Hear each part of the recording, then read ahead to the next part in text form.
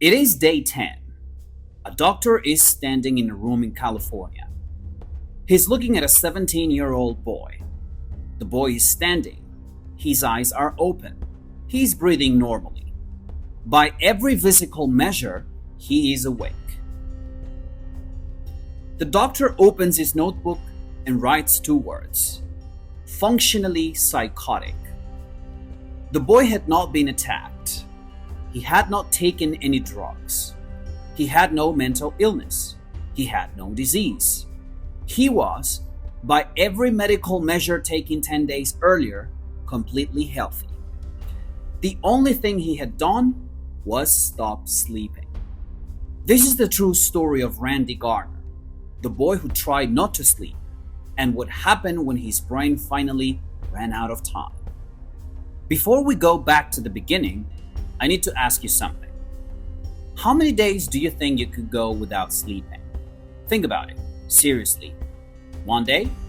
Maybe 2, if you really had to? Most people say 3, maybe 4. They are wrong. And by the end of this episode, you will understand exactly why. Tonight, you're going to find out what happens to the human mind when sleep is removed. Not what scientists say in theory. What actually happened to a real person day by day in a house in California in 1964. And I want to warn you about something. Some of what happened to this boy, you do to yourself every week without knowing it. Stay with me. December 1963, San Diego, California. A 17-year-old boy named Randy Gardner needs an idea for his school science fair. He is smart. He is healthy. He likes sports. He has 2 close friends. He has a mother and a father who trust him. He has no idea what he's about to do to himself. He reads a story in the newspaper. A disc jockey in New York had recently stayed awake for 200 hours, more than 8 days, as a promotion for his radio station. The story was everywhere. People were fascinated. Randy thought, what if I try to break that record? He called his friends Bruce and Joe. The plan? Randy would stay awake for 11 days, 264 hours, while Bruce and Joe would keep track of everything. Every word, every reaction, every change in his behavior. They would write it all down and present it at the science fair. But here's what none of them asked. What actually happens medically, neurologically, when a human being stops sleeping? They didn't ask because they didn't know. The answer was terrifying. Neither did anyone else. Not yet. On December 28th, 1963, at 6 o'clock in the morning, Randy Gardner opened his eyes. He felt alert. He felt ready. He felt good. He had 11 days in front of him, and he had absolutely no idea what was waiting inside them. Day 1. The first day was almost nothing. Randy played basketball, watched television, laughed with his friends, and then he felt tired in the afternoon, just like everyone else. And then he pushed through it. By midnight, he was still awake. Nothing had gone wrong yet. He didn't know, he couldn't have known, that this was the last completely normal day he would experience for more than a week. Day 2. Small things. His eyes had trouble focusing. Objects across the room were slightly blurred. Not terrible, just wrong. A thought would begin and disappear before it finished. A conversation would start and he would lose track of what had been said. His friends kept him moving, kept the lights on, kept talking to him. Randy pushed through it, but the machine had already started running low on something it needed. Day 3. His speed changed. Words came out wrong.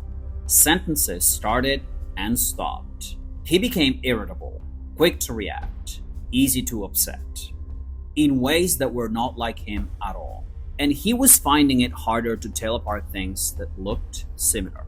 2 objects side by side, objects any well-rested person could easily distinguish, were beginning to look the same. The brain, slowly, quietly, losing its grip. Have you ever woken from a dream so real that for a few seconds you didn't know which world you were in? That floating moment, that gap between sleep and reality where you cannot find the floor? Randy was living in that gap. Eyes open, standing up, no way out. And there were 7 more days to go. Day 4. A researcher named John Ross has shown up to observe the experiment. He asks Randy a routine question. Randy answers incorrectly. Dr. Ross asks again. Randy says something that does not make sense. And then, quietly, completely, without warning, Randy becomes someone else. He is convinced with total certainty that he is a famous professional athlete. Not confused about it, not unsure, certain. Standing in his friend's living room in his socks, certain that he is a 200-pound football player standing in a stadium. His eyes are open. He's not dreaming. He is awake and gone at the same time.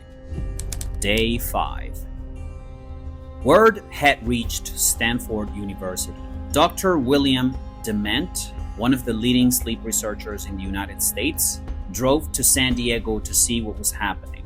When he arrived and looked at Randy, he did not leave. He took out a notebook.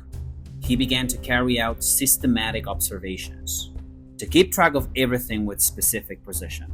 This was no longer a science fair project. This was something else, something that did not yet have a name. Day 6, 7, 8. These days became 1. Time had turned into something wrong. The world outside was moving. People going to work, eating dinner, going to bed, and Randy was standing still in the middle of it, unable to catch up. He couldn't hold on to a thought for more than a few seconds. When someone spoke to him, the meaning arrived late, or not at all. He would try to figure out what had been said, then give up. Not because he had stopped trying, because the part of his brain that makes meaning had almost completely stopped working. Dr. Dement played a simple game with Randy, a game for children. Randy could not finish it. Here's something you do every single day without thinking about it. You read, you follow a recipe, you understand instructions, you walk from one room to another with a purpose in mind. These are all sequences, steps. Your brain runs them automatically, invisibly, without effort. By day 7, Randy had lost access to all of them. He had only been awake for 7 days. Day 9. He had become very quiet. When he spoke, his voice was flat, slow, empty. The normal signals that tell another person you are alive, humor, warmth, interest, had gone somewhere no one could reach. His balance was affected. His hands trembled, and he was experiencing something researchers call microsleeps, moments lasting 1 or 2 seconds in which his brain slipped into sleep. Eyes open, body standing, no awareness, no memory. His brain had made a decision without asking him. It was going to take sleep. Whether Randy agreed or not, in stolen seconds, in invisible pieces. Your brain will do the same thing to you. It does not negotiate. It does not wait for a convenient moment. If you do not give it rest, it will take rest. In the middle of a meeting, in the middle of a conversation, behind the wheel of a car. Your brain is not on your side when it runs out of sleep. It is only on the side of survival. Day 10. Dr. Dement opens his notebook. He writes 2 words. Functionally psychotic. Not permanently damaged. Not violent. Not dangerous. But the parts of his brain responsible for clear thinking, emotional regulation, and contact with reality had been taken over by what happens when sleep is removed from a human being far enough. Randy could still walk. He could still recognize his friends. He could still answer simple questions. But he was not, in any meaningful sense, the same boy who had woken up on December 28th.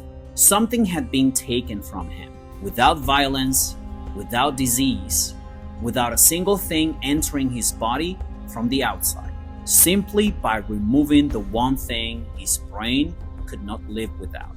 Day 11. January 8th, 1964. 2 in the morning. 264 hours and 25 minutes. The longest scientifically documented period of voluntary sleep deprivation in recorded human history. The journalists were there. The cameras were there. Randy stood in front of them.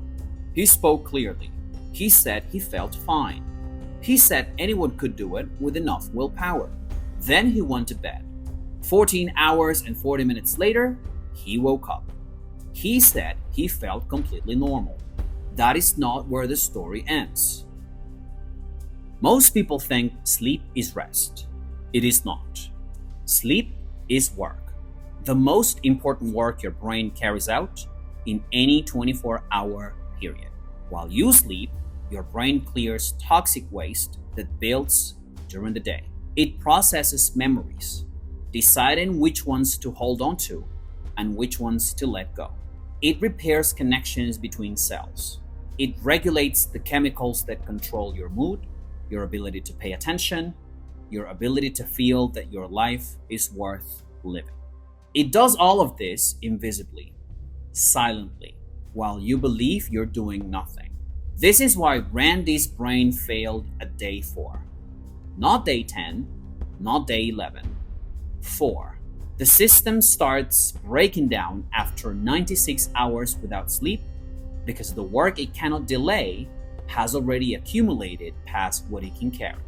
Most adults get between 5 and 6 hours of sleep on work nights. The recommended amount is 8. The difference, 2 to 3 hours per night, adds up to a sleep debt of 10 to 15 hours per week. I am not going to tell you what that means for your brain. You already know. Before Randy Gardner, sleep was not studied seriously. Scientists knew it was necessary, but they didn't know why. After Randy Gardner, researchers like Dr. Dement, the Stanford scientist who drove to San Diego to watch a teenager come apart, began to carry out the experiments that changed everything. They found out things that changed hospital shift regulations, aviation law, how we think about mental health, how we understand memory, how we treat depression. A 17-year-old science project done for a school fair became the beginning of sleep science as we know it. And it cost Randy Gardner something nobody had warned him about. Something that only arrived later, much later, when the cameras had gone. Randy Gardner is 77 years old. He lives a normal life. He has given interviews. He has answered patiently for 60 years the same questions about those 11 days. But there is one thing that he says in almost every interview that most people do not hear. After the experiment, Randy Gardner developed severe insomnia. The boy who refused to sleep spent the next several decades of his adult life lying awake at night, unable to fall asleep, unable to catch up on what his body needed. He has described it as a kind of punishment that arrived years later. Long after the science fair, long after the press conference, long after everyone else had moved on. The boy who tried not to sleep spent the rest of his life trying desperately to sleep. Somewhere tonight, in a city you have never been to, a 77-year-old man is lying in the dark. His eyes are open. He's waiting for a sleep that takes a long time to come. And while he waits, his brain is doing the work that it has always needed to do. The work it was doing while he decided at 17 that he could go without it. The work it has been doing for you every night without you ever once stopping to ask what it is. The question I want to leave you with is not about Randy Gardner. When was the last time you woke up and felt actually rested? Not less tired, rested. Think about it and tell me in the comments, because I suspect for a lot of you, the answer is going to surprise you. If one detail from Randy's 11 days is still in your head right now, tell me which one. Leave it in the comments. Subscribe and leave a thumbs up if this episode was worth your time. This channel exists to tell you real stories in English you can actually use. Every week, a new story, a new piece of the world you had not seen before. The next episode is something you will not expect. I will see you there.